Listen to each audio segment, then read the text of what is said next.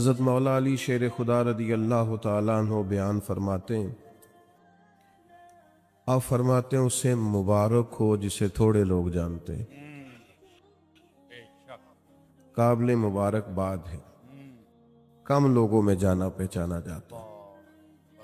اور ایک حدیث پاک میں بھی فرمایا کہ وہ بندہ بڑا خوش نصیب ہے جس کی طرف انگلیوں سے اشارے نہ کیے جائے، فلاں جا رہا ہے فلاں جا رہا ہے۔ بہت سارے کام آپ کر نہیں سکتے، بہت سارے چیزوں میں آپ محسوس کرتے ہیں کہ یہ میرے ساتھ کیا ہوا۔ چلے کچھ لوگوں کا مقصد اگر عہدوں تک پہنچنا ہے، اقتدار حاصل کرنا مقصد بنا لیتے ہیں، تو جتنے مجبور ہم نے عہدوں پر بیٹھے لوگ دیکھے ہیں، اتنا شاہد ہی کوئی مجبور ہو۔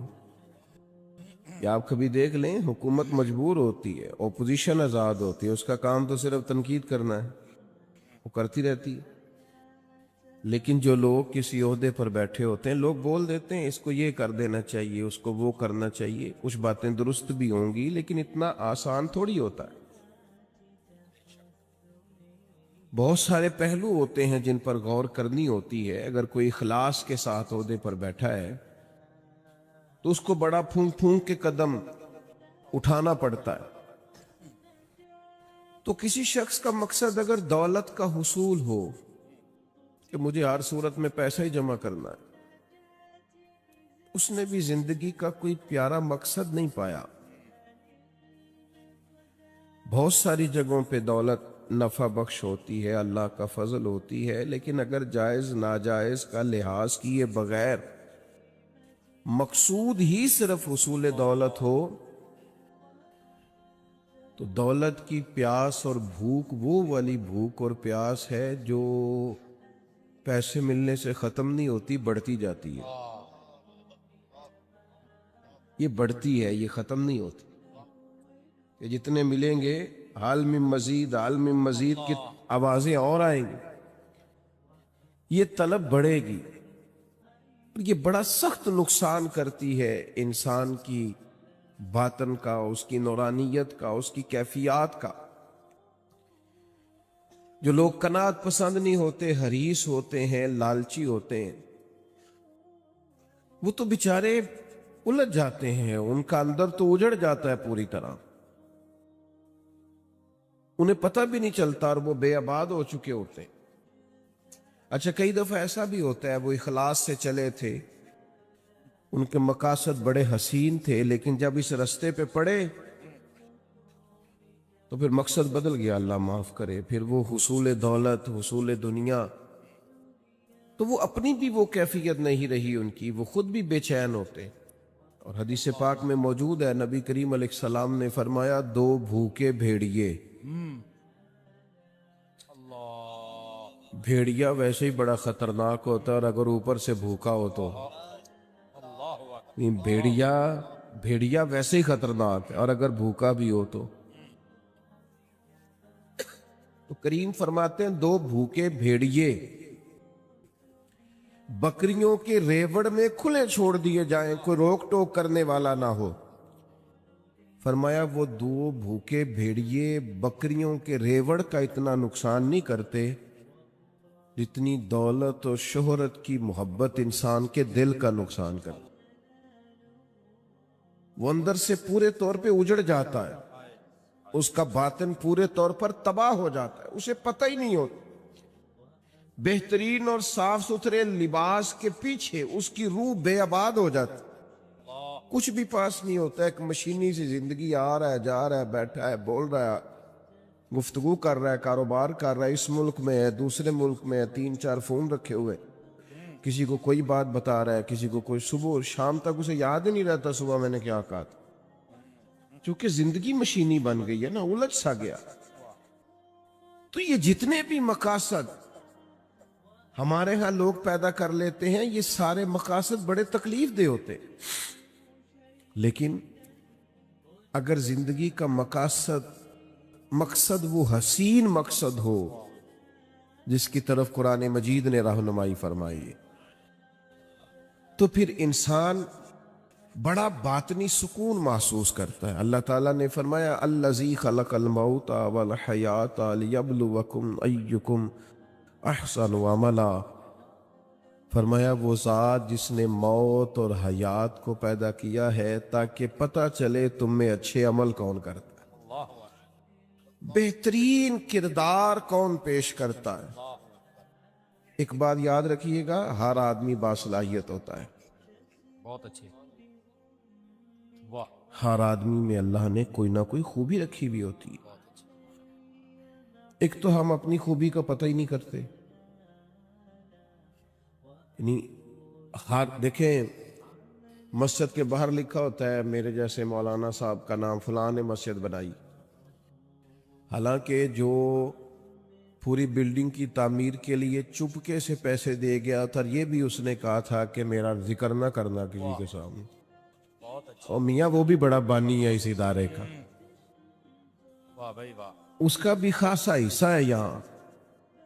تو اگر کسی شخص کو یہ صلاحیت ملی ہے کہ وہ خرچ کر سکتا ہے، اور کسی کو یہ صلاحیت ملی ہے کہ وہ آپ کو بہترین رائے دے سکتا ہے، اچھا مشورہ دیتا ہے، اس کے پاس یہ صلاحیت ہے کہ وہ باریک بینی سے سوچ سکتا ہے کسی شعبے میں، اور آپ کے ساتھ وہ اس طرح کی معاونت کرتا ہے، تو یہ بہت بڑی صلاحیت ہے۔ لوگوں میں صلاحیت ہوتی ہے، لیکن ہم کیا کرتے ہیں، پہلے تو صلاحیت کو تلاش ہی نہیں کرتے، ساری زندگی کہتے رہتے ہیں اسی تو ماڑے بندے ہیں، کاری کچھ نہیں سکتے، میں تو غریب آدمی ہوں، کاری کچھ نہیں سکتا۔ وہ سعدی شیرازی رحمت اللہ علیہ کی خدمت میں بھی ایک شخص نے اپنے دوستوں کا شکوہ کیا تھا، اس نے کہا تھا بڑے نکمے ہیں میرے دوست، بڑے ہی ناکارہ ہیں، کسی کام کے نہیں، کسی کام نہیں آتے، بالکل ہی بیکار ہیں۔ تو حضرت سعدی بار بار سمجھانے لگے، فرمایا یوں نہیں کہتے، کوئی تو خوبی ہوگی۔ اس نے کہا حضور کوئی بھی نہیں۔ فرمایا پھر بھی تعلق نہ توڑنا، اگر برے بدعقیدہ نہیں تو تعلق نہ توڑنا، صرف کوئی خوبی نہ ہونے کی وجہ سے تعلق توڑ رہے، حضور کوئی خوبی نہیں۔ تو سعدی فرمانے لگے سونو پھر بھی تعلق رکھنا، پانی جتنا مرضی میلا کچیلا بھی ہو، آگ بجھانے کے کام پھر بھی آ جایا کرتا ہے۔ بڑا میلا کچیلا ہے، گدلا ہے، بیکار ہے، لیکن آگ بجھائی جا سکتی ہے اس سے۔ تو خوبیاں ہوتی ہیں انسانوں میں۔ پہلی بات تو یہ ہے کہ ہم یہ جو شیخ ہوتے ہیں نا، بزرگ ہوتے ہیں، مربی ہوتے ہیں، ہمارے مشائخ، یہ بنیادی طور پر کرتے کیا تھے؟ یہ سامنے والے کو آئینہ ہی تو دکھاتے تھے، بتاتے ہی تو تھے کہ تیرے اندر خوبیاں ہیں، کیا بات، اور وہ خوبیاں دکھا کے اس سے کوئی نہ کوئی کام لے لیتے تھے۔ بڑے بڑے نکمے لوگوں سے کام لے لیتے تھے، ان کو کام پہ لگا دیتے، ان کو تسلی دینا، سمجھانا، ان کو بار بار قائل کرنا۔ آج کل لوگ مایوس کرتے ہیں۔ ہمارے پاکستان کے ایک بڑے معروف کالم نویس ہیں، انہوں نے ایک دفعہ کالم لکھا، وہ تبصرہ تو اس پر کر رہے تھے کہ ملک میں چند سیاسی جماعتوں کا راج ہے، کسی اور کو سامنے نہیں آنے دیتے۔ تو انہوں نے ایک مثال لکھی، کہنے لگے گاؤں کا چودھری انتقال کر گیا تو پوتا اپنی دادی سے کہنے لگا اب چودھری کون بنے گا؟ تو اس نے کہا جو چودھری فوت ہوا ہے اس کا بیٹا۔ تو انہوں نے کہا اگر وہ بھی فوت ہو گیا؟ تو کہا اس کا بیٹا۔ وہ بھی فوت ہو گیا تو انہوں نے مثال دی۔ تو آخر میں وہ دادی کہنے لگی پتر سارا پنڈ بھی مر جائے تو نہیں چودھری بن لگا، تو یہ چودھریوں نہیں بننا ہے، تو فکر نہ کر۔ تو انہوں نے مثال دی کہ کچھ بھی ہو جائے، یہ چند سیاسی لوگوں نے آنا ہے۔ تو میرا کچھ رابطہ رہتا تھا، میں نے انہیں فون کیا، میں نے کہا آپ قوم کو مایوس کر رہے ہیں، یہ فکر پیدا کر رہے ہیں آپ ہماری نوجوان نسل میں کہ تم آگے آ ہی نہیں سکتے۔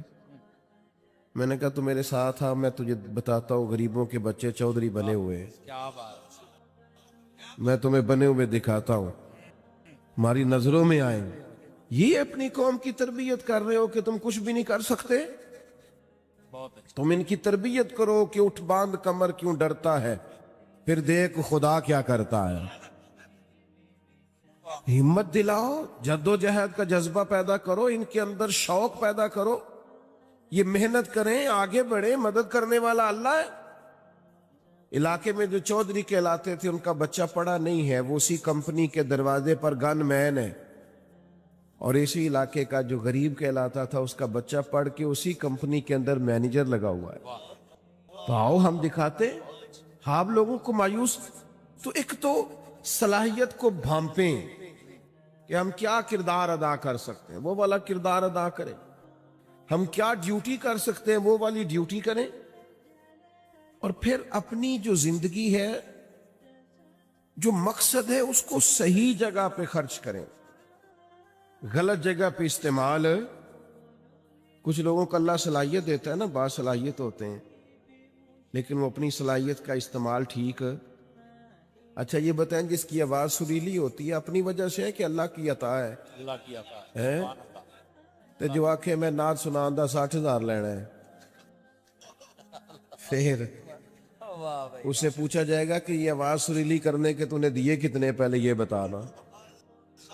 خدا کے بندے، اللہ نے اپنے فضل سے صلاحیت دی ہے اور تو غلط جگہ پہ استعمال کر رہا ہے، نوٹ کمانے لگ گیا، اور پھر یہ کہ تیرے نخرہ ہے کہ وہ سنبھالا نہیں جا رہا الا ماشاءاللہ، اور پھر یہ کہ جس محبوب پاک علیہ الصلوۃ والسلام کی نعت پڑھ کے اللہ نے تجھے عزت دی ہے، ان کی سنت کا لحاظ تک نہیں تو کرتا، شریعت کا پاس تک نہیں ہے تجھے۔ تو سمجھے چیزوں کو، اللہ نے صلاحیت اپنے فضل سے دی ہے۔ بڑے بھائی ہوتے ہیں، 4 5 6 بھائی ہیں، لیکن ان میں سے اللہ تعالیٰ کسی کو صلاحیت دے دیتا، آگے گزر جاتا ہے۔ اب وہ کیا کرتا ہے، وہ جناب جس کو تھوڑے سے پیسے مل جائیں یا معروف ہو جائے یا جانا پہچانا جائے، وہ مشورے دے دے کے مار دیتا ہے۔ وہ ایسے بات کر رہا ہوتا جیسے بڑا پروفیسر ہے، وہ بھائی خدا نے فضل کر دیا، تیرا جی میں رہے، اللہ سے ڈر، اپنی صلاحیت کا غلط استعمال نہ کرے کبھی بھی۔ اگر باصلاحیت ہیں تو اس اپنے آپ سے کوئی کام لے لیں، اپنے وجود کو بیکار نہ کریں،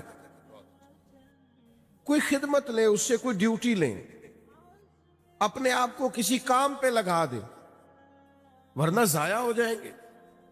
بڑے لوگ ہیں ایسے باصلاحیت ہیں، لیکن ایسے کاموں میں وقت ضائع کرتے ہیں جو ان کے والا ہے ہی نہیں، بیکار اپنا وقت ضائع کرتے ہیں۔ ہارون رشید بیٹھے تھے تو بہت سارے لوگ بادشاہ کے دربار میں آیا کرتے تھے، تو ایک صاحب آ گئے، وہ کہنے لگے میں آپ کو کوئی کرتب دکھاؤں گا اور پھر آپ سے انعام پاؤں گا۔ یہ آتے ہیں نا کرتب دکھانے والے، میجک شو کرنے والے، پھر وہ کچھ دکھاتے ہیں اور ان کو 10 روپے 20 روپے ایک آدمی دیتا ہے۔ اس نے کہا میں کرتب دکھاؤں گا اور آپ سے انعام لوں گا۔ کہا چلو۔ تو کچی دیواریں ہوتی تھی، اس نے سوئی ایک پھینکی، وہ جا کے دیوار میں لگی۔ سوئی کے پیچھے ایک چھوٹا سا سوراخ ہوتا ہے، پنجاب میں لوگ اس کو نکا کہتے ہیں، اس میں دھاگا ڈالا جاتا ہے۔ عجیب بات یہ کہ آپ کی توجہ ہے میری بات پر، اس کرتب دکھانے والے نے دوسری سوئی پھینکی تو وہ جا کے اس سوراخ میں لگی جس میں دھاگا ڈالا جاتا ہے۔ وہ تیسری پھینکی تو وہ دوسری کے سوراخ میں جا کے، اتنا مضبوط نشانہ، کمال اس نے 12 سوئیاں پھینکی، ایک دوسرے کے نکے میں لگتی، سوراخ میں۔ لوگ آشش کر اٹھے کہ اتنا بڑا اور زبردست نشانے باز۔ اب جب وہ 12 سوئیاں مکمل ہوئی تو ظاہر ہے جو اس زمانے میں طریقہ تھا، لوگ واہ واہ بھی کرنے لگے، کسی نے 10 روپے دیے، کسی نے 100 روپیہ، کسی نے 50 روپے۔ اب اس کی نظر یہ تھی کہ چونکہ میں نے بہت بڑا کمال دکھایا ہے تو بادشاہ مجھے زیادہ پیسے دے گا۔ جب سب تھک گئے دے کے تب اس کی نظر بادشاہ پہ تھی، تو ہارون رشید گردن جھکائے بیٹھے ہیں، دیکھا سناٹا چھا گیا ہے تو سر اٹھایا، کہنے لگے اس کرتب دکھانے والے کو پکڑو اور باہر لے جاؤ، ستون سے باندھ اور اسے 70 کوڑے مارو۔ وہ کہنے لگا بادشاہ میری غلطی، میں نے تو کمال دکھایا ہے اور یہ کمال لوگ آن کر کے دکھایا کرتے ہیں اور آپ سے انعام پاتے ہیں، تو آپ یہ ہے کہ مجھے کوڑے لگوا رہے۔ تو بادشاہ سلامت کہنے لگے کوڑے اس لیے لگوا رہا ہوں کہ اللہ تعالیٰ نے اتنا بہترین نشانہ دیا، تو مداری بن گیا، تیری سزا بنتی ہے۔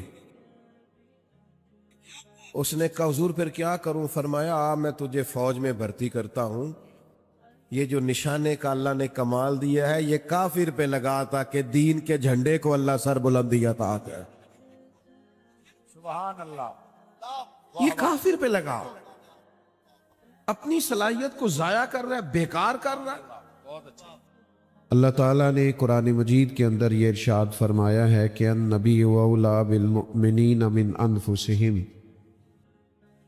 فرمایا نبی کریم صلی اللہ تعالی علیہ وسلم مومنوں سے ان کی جانوں سے بھی زیادہ قریب ہے۔ تو اس کو بند کر دیں، یہ اس کی لائٹ بند کر دیں، اللہ آپ کو یہ چھوڑ دیں، سارے آپ چلانے، یہ مائک چل جائے اتنا کافی ہے، باقی سب چھوڑ دیں، بات سنیں۔ میں نے عرض کیا ٹائم بہت کم رہ گیا۔ عزیز دوستو، ہمارا نا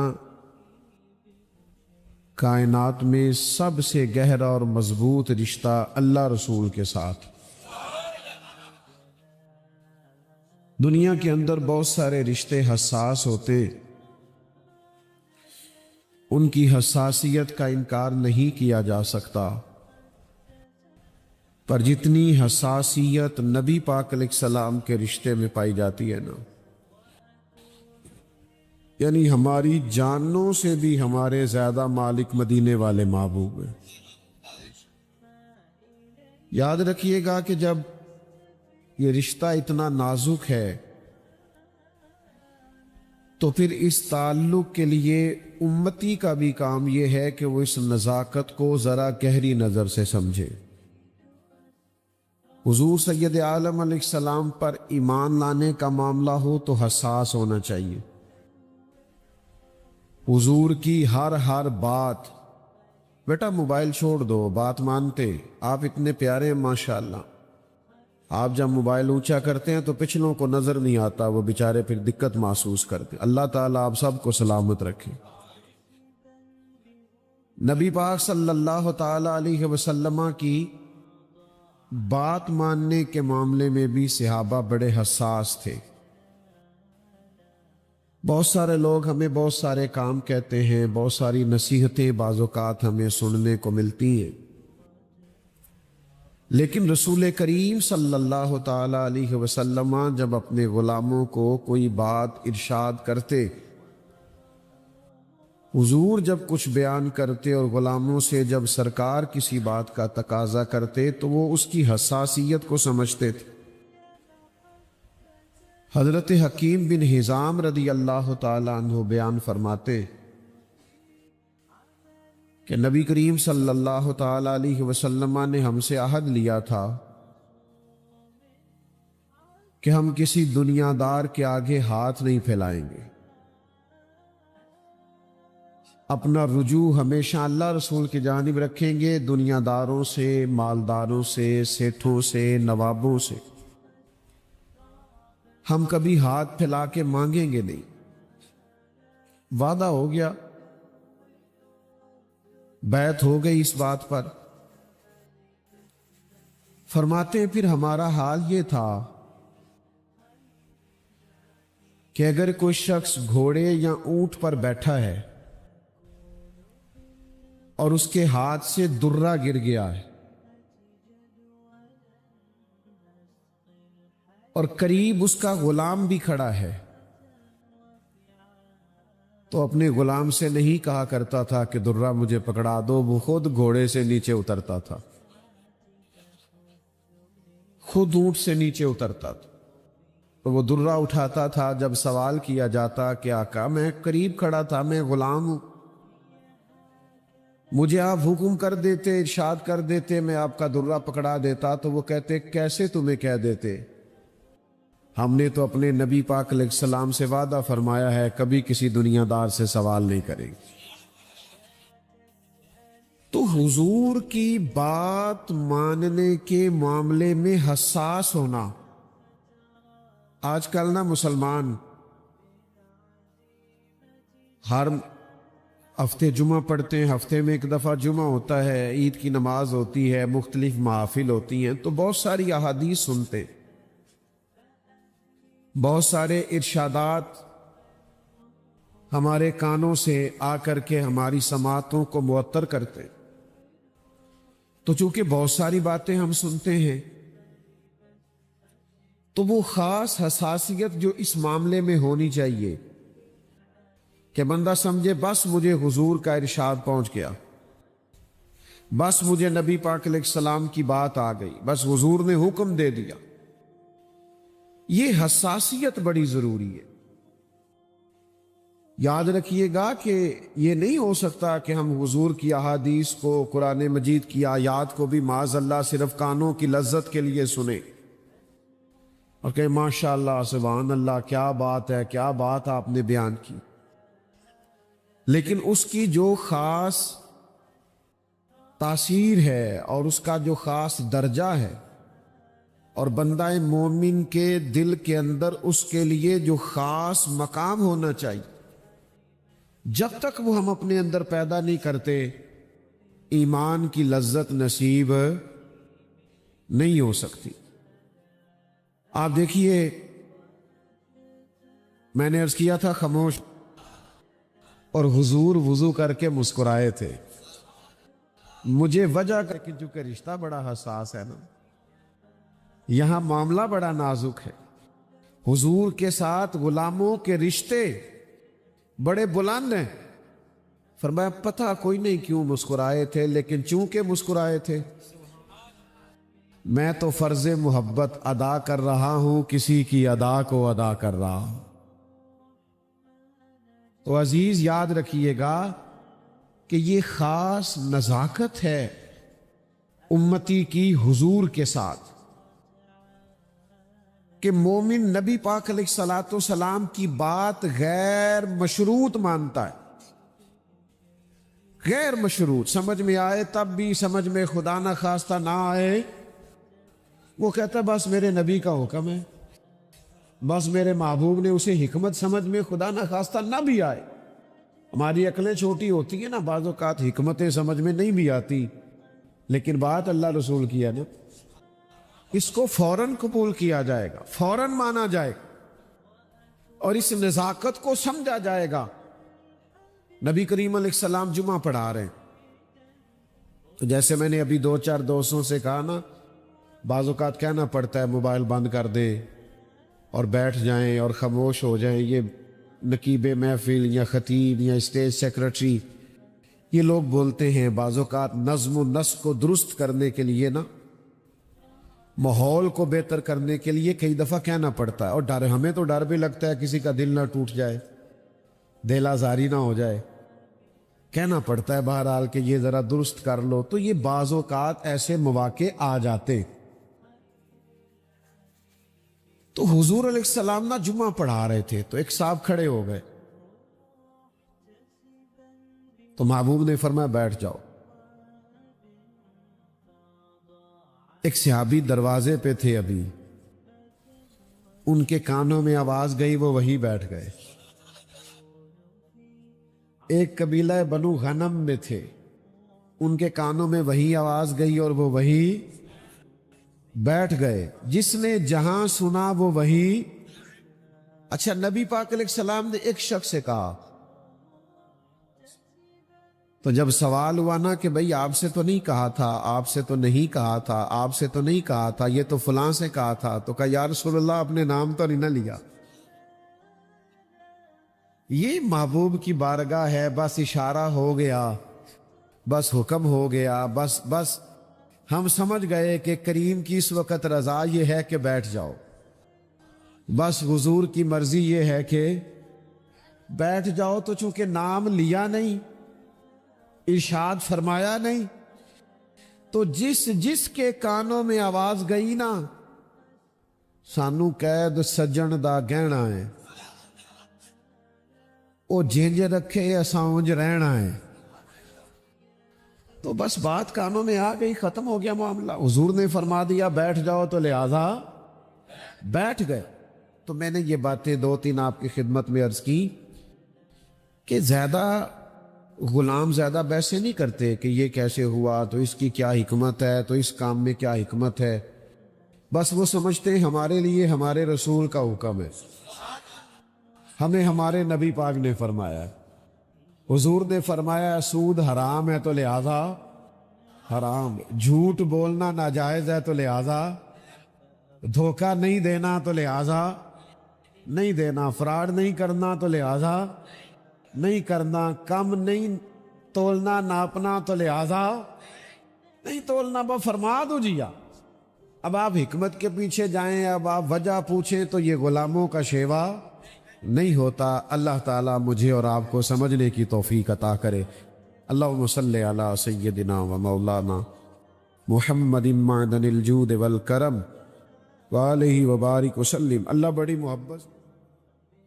دنیا کے اندر جو لوگ اپنا گھر صحیح معنوں میں اخلاقی طور پر اور تربیتی اور علمی طور پر مرتب کرنے میں کامیاب ہو جاتے ہیں، وہ دنیا کے بڑے کامیاب لوگ ہوتے ہیں. اور دنیا میں سب سے مضبوط آدمی وہ ہوتا ہے جو اپنے گھر کے اندر مضبوط ہوتا ہے.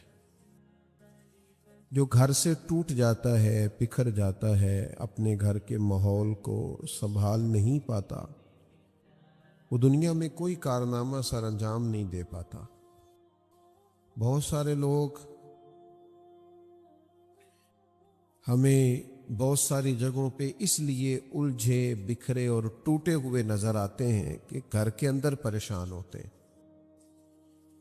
گھر کے اندر کا ماحول اگر مضبوط ہو جائے اور معنی خیز ہو جائے اور اس کی وجہ سے انسان کا ذہن دل ٹھنڈا رہے تو وہ باہر بھی توانائی کے ساتھ کام کر سکتا ہے. اللہ تعالیٰ نے قرآن مجید کے اندر ہمیں حکم دیا کہ یا ایھا الذین آمنوا قوا انفسکم واہلیکم نارا، اے ایمان والو خود بھی دوزخ کی آگ سے بچو اور اپنے گھر والوں کو بھی بچاؤ. صرف ان کے لیے روزی روٹی کا، رہائش کا، کھانے پینے کا، پہننے کا بندوبست ماں باپ کے ذمے نہیں لگایا، بلکہ یہ بھی باپ کے ذمے لگایا کہ یہ بھی بندوبست تو کر کے تیرے بچے دوزخ سے بچیں. ان کے لیے ایسے ماحول کو فراہم کر کے ان کی توجہ ان کاموں کی جانب ہو جائے جو کام جنت میں لے جانے والے. اے ایمان والو خود بھی دوزخ کی آگ سے بچو اور اپنے گھر والوں کو بھی بچاؤ. حضرت عمر فاروق رضی اللہ تعالیٰ عنہ اس آیہ کریمہ کے نزول کے بعد عرض گزار ہوئے کہ یا رسول اللہ صلی اللہ تعالیٰ علیہ وسلم، اس آیت کا معنی کیا ہے؟ تو حضور علیہ السلام نے فرمایا اس کا بڑا سادہ معنی ہے کہ جن کاموں کا اللہ رسول تمہیں حکم دیتے ہیں تم ان کاموں کا اپنے گھر والوں کو حکم دو، اور جن کاموں سے اللہ رسول تمہیں منع کرتے ہیں تم ان کاموں سے اپنے گھر والوں کو روکو، بچاؤ. عزیز بھائیوں، گھر کی تعمیر، گھر کی تربیت، گھر کے اندر اعلیٰ ماحول کا قائم کرنا یہ باپ کی اور ماں کی ذمہ داری ہوتی ہے. انہوں نے اپنے گھر کے ماحول کو کس طرح ٹھیک رکھنا ہے؟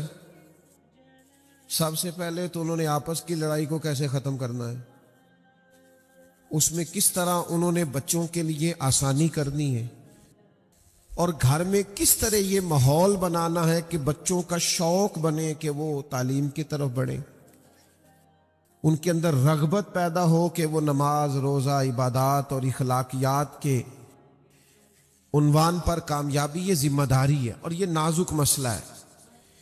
یہ گھر کے اندر کو 10-15 منٹ 20 منٹ نصیحتیں کرنے سے یہ مسئلہ حل نہیں ہوتا. اس کے لیے پراپر اپنے آپ کو تبدیل کرنا پڑتا ہے. ہمارے بچے وہ نہیں کرتے جو ہم کہتے ہیں، ہمارے بچے وہ کرتے ہیں جو ہم کرتے ہیں. ہمارا باہر تقریر چلے گی، گھر کے اندر کردار چلے گا.